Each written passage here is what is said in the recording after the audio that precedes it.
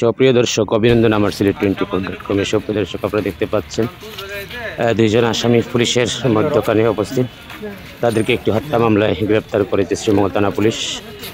দীর্ঘ 10 দিন পর্যন্ত অভিযান চালিয়ে বিভিন্ন কলাকৌশল অবলম্বন করে অবশেষে কাজল এবং সিরাজ নামে এই দুজনকে গ্রেপ্তার করেছে শ্রীমঙ্গল থানা পুলিশ।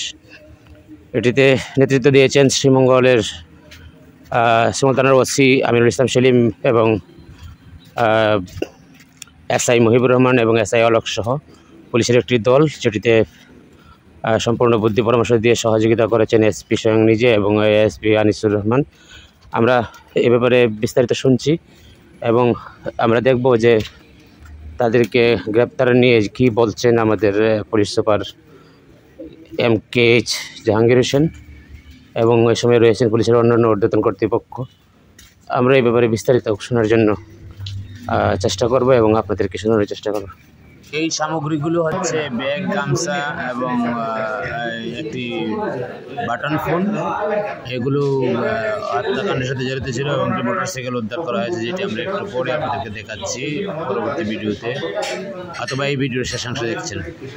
আমরা এই মুহূর্তে রয়েছি এসপি MKH জাহাঙ্গীর হোসেন সাহেবের রুমে। আমরা ওনার বক্তব্য শুনব এবং তিনি সমসাময়িক বিষয়ে বক্তব্য রেখেছেন, বিভিন্ন বিষয়ে কথা বলেছেন এবং বৈষম্য বিরোধী আন্দোলনের যে মামলা, সেই মামলা নিয়েও তিনি কথা বলেছেন। আসুন শুনি তিনি কি বলছেন।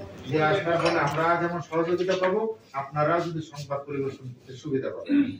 আপনারা একটা কথা বললেন, পুলিশ সুপারও বললো, কিন্তু কাজের নামে ঠনঠনা না, দেখা যাচ্ছে যে না উনি যাবো। আমি আপনাদের আবারও বলি, এই যে মৌলভীবাজার এখানে বর্তমান সময়ের প্রেক্ষাপটে বৈষম্য বিরোধী আন্দোলনের মামলা নিয়ে যে ব্যবসা বাণিজ্য যে কোনো ব্যক্তি বা গোষ্ঠী করবে না কেন, অবশ্যই পুলিশ সুপারের সাথে দেখা করবেন।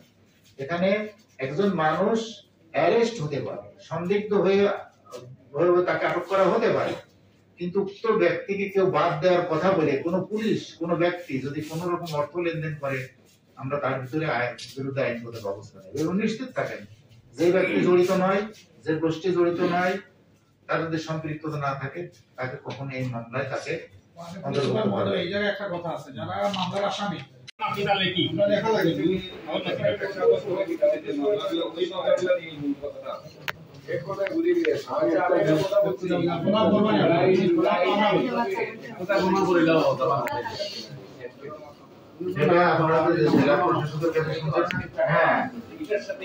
হ্যাঁ সবই মানে কেউ বিচ্ছিন্ন ভাবে কারো কোনো সরকারি যে প্রোগ্রাম সেখানে আমরা এই করবো। আমি একটা জিনিস জানতে চাই, আপনাদের জন্য অনেক সবকিছু মোটামুটি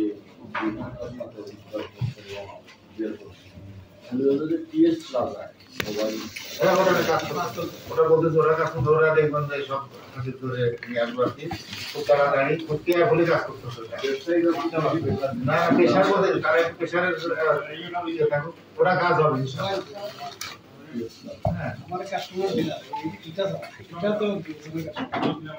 আপনারা আসছেন আপনাদের মূল্যবান সময়ে, বিশেষ করে এখানে আপনাদের মাধ্যমে আসলে মানুষের রাস্তা ফিরে যাবে।